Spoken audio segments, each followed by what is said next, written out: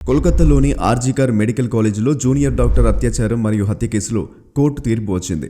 Court 2 రోజుల ముందే ఆరోపితుడైన సంజయ్ రాయ్ని దోషిగా పరిగణించింది.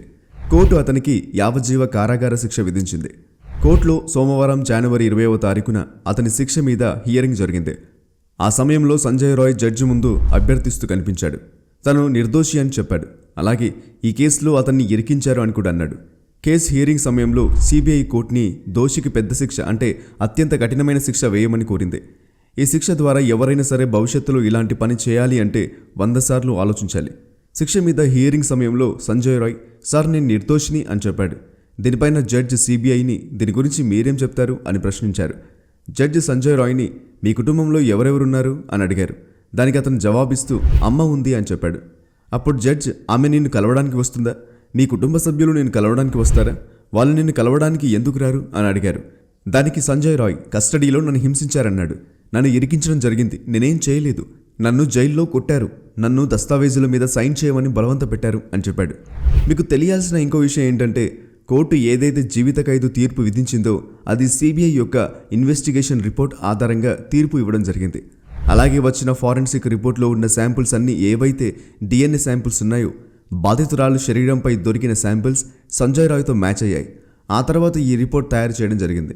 అండ్ ఈ రిపోర్ట్ని సాక్ష్యంగా భావించి బలమైన సాక్ష్యంగా భావించి సియాల్దా కోర్టు తీర్పు చెప్పింది. దీనికి ముందు సంజయ్ రాయ్ని ఉదయం ఇంచుమించుగా 10 గంటల 15 నిమిషాలకి జైలు నుండి బయటకు తీసుకురావడం జరిగింది.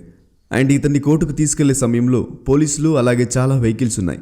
ఒక అధికారి ఏం చెప్పారంటే సియాల్దా కోర్టు దగ్గరగా 500 మంది పోలీసు అధికారులను ఏర్పాటు చేశారు. అలాగే అధికారులు విపత్కర ఘటనల నుండి రక్షణ కోసం అన్ని విధాలుగా ప్రయత్నించారు. అయినప్పటికీ చాలా భారీ సంఖ్యలో పోలీసులు ఉన్నప్పటికీ చాలామంది కోర్టు పరిసరాల్లో మందలుగా చేరిపోయారు. ఇంకా కొంతమంది అయితే దోషిని చూడ్డానికి రైలింగ్ పైకి కూడా ఎక్కేశారు. అయితే ఆర్జీకర్ మెడికల్ కాలేజ్ కేసులో అసలేం జరిగింది? కోల్కతాలో ఉన్న ఆర్జీకర్ మెడికల్ కాలేజ్లో ఆగస్టు 8 నుంచి 9 మధ్యరాత్రి సమయంలో ట్రైనీ డాక్టర్ అత్యాచారం ఆ తర్వాత హత్య చేయడం జరిగింది.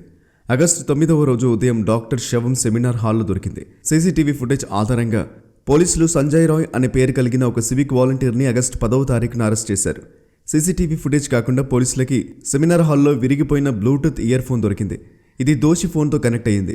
దీని ఆధారంగా పోలీసులకి ఉన్న అనుమానం కన్ఫర్మ్ అయిపోయింది. అంతేకాకుండా సంజయ్ రాయ్ జీన్స్ మరియు షూస్ మీద బాధితురాలి రక్తం కూడా దొరికింది. సంజయ్ డిఎన్ఏ స్పాట్లో దొరికిన సాక్ష్యాలతో మ్యాచ్ అయింది.